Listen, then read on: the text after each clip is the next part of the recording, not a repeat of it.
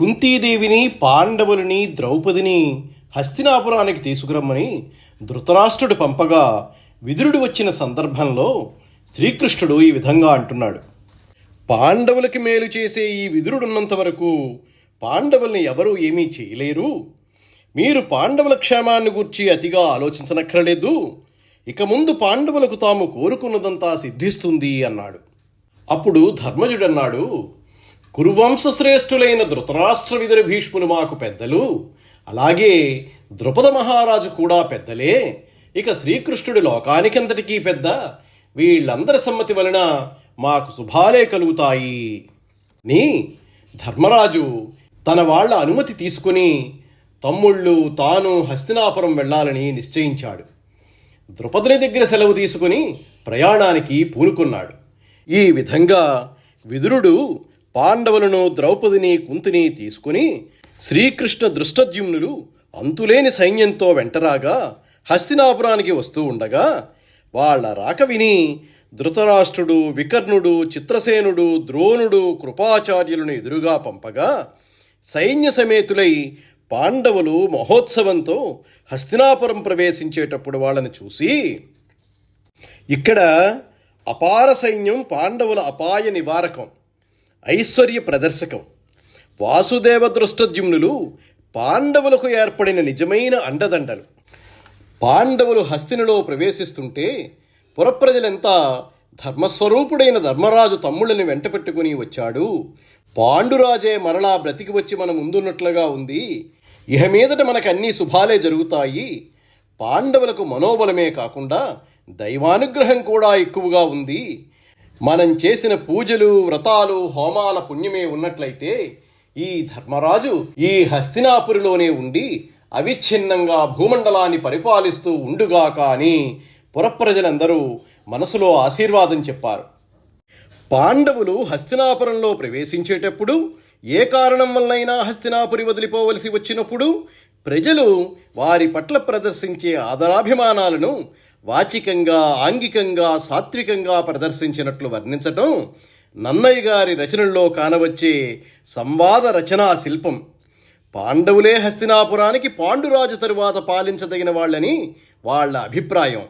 రాజ్యంలో పాండవులకు ఉన్న ప్రజానురాగానికి ఇది పెద్ద తార్కాణం.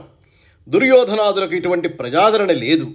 ఈ విధంగా హస్తినాపుర పౌరులంతా ఆశీర్వదిస్తూ ఉండగా పూర్వవంశ రాజకుమారులు పాండవులు వచ్చి కురువంశపు పెద్దలైన భీష్ముడు, ధృతరాష్ట్రుడు మొదలైన వాళ్ళకి నమస్కరించి సకల జనులకు సంతోషం కలిగిస్తూ దుర్యోధనాదులతో కలిసి ఎప్పటిలాగే రాజ్య విషయాలకు, విద్యా విషయాలకు సంబంధించిన వినోదాలతో 5 సంవత్సరాలు గడపగా ఒకరోజు ధృతరాష్ట్రుడు భీష్మ, ద్రోణ, దుర్యోధనాదుల సమక్షంలో పాండవులతో ఈ విధంగా అన్నాడు.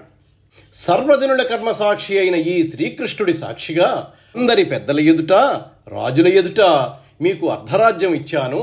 పాండురాజు ఐశ్వర్యమంతా సంతోషంతో స్వీకరించండి నీ ధర్మరాజుకు రాజ్యాభిషేకం చేశాడు.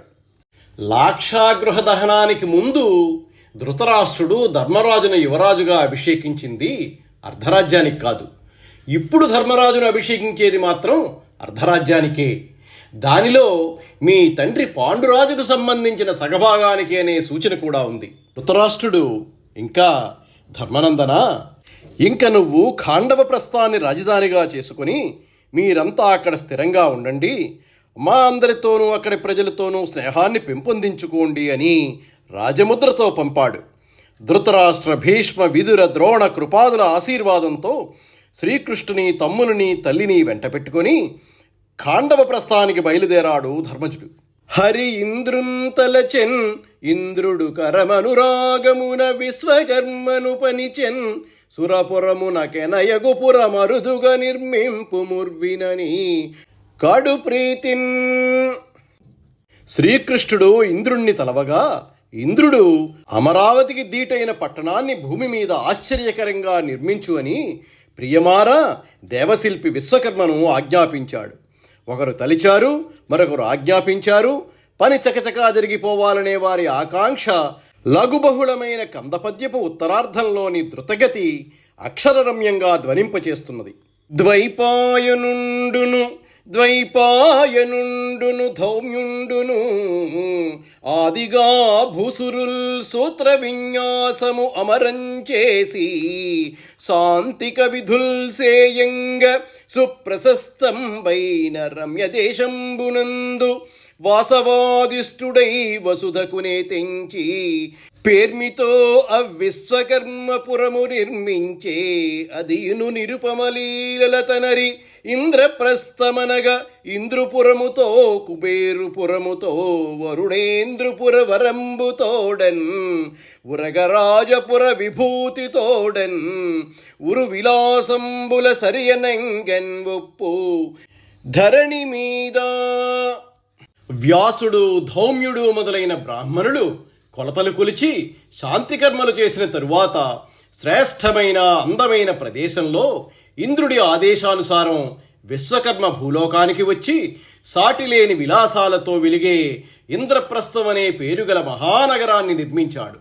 అది ఇంద్ర, కుబేర, వరుణ, నాగరాజుల రాజధానులతో సరిసమానంగా ప్రకాశించింది. ఇంద్రుడి రాజధాని అమరావతి, కుబేరుడి రాజధాని అలకాపట్టణం, వరుడిని రాజధాని శ్రద్ధావతి, నాగరాజు రాజధాని భోగవతి. ఇమ్ముగ విశ్వకర్మ రచయించిన కాంచరహర్మ్య తుంగ శృంగముల రశ్మిరేఖలు ప్రకాశములై కడున్ పర్వి తత్సమీపమున పారుచున్న ఘనపంక్తులయందు అచిరద్యుతి ప్రతానమ్ములన్ క్రేణిసేయుచున్ అనారతమున్ విలసిల్లున్ తత్పురిన్. ఆ ఇంద్రప్రస్థ నగరంలో విశ్వకర్మ ఇష్టంగా నిర్మించిన బంగారు మేడల ఎత్తైన శిఖరాల కాంతిరేఖలు విశేషంగా వ్యాపించి వాటి సమీపాన పోతున్న మేఘాలలోని మెరుపు తీగలను ఎగతాళి చేస్తూ ప్రకాశిస్తున్నాయిట.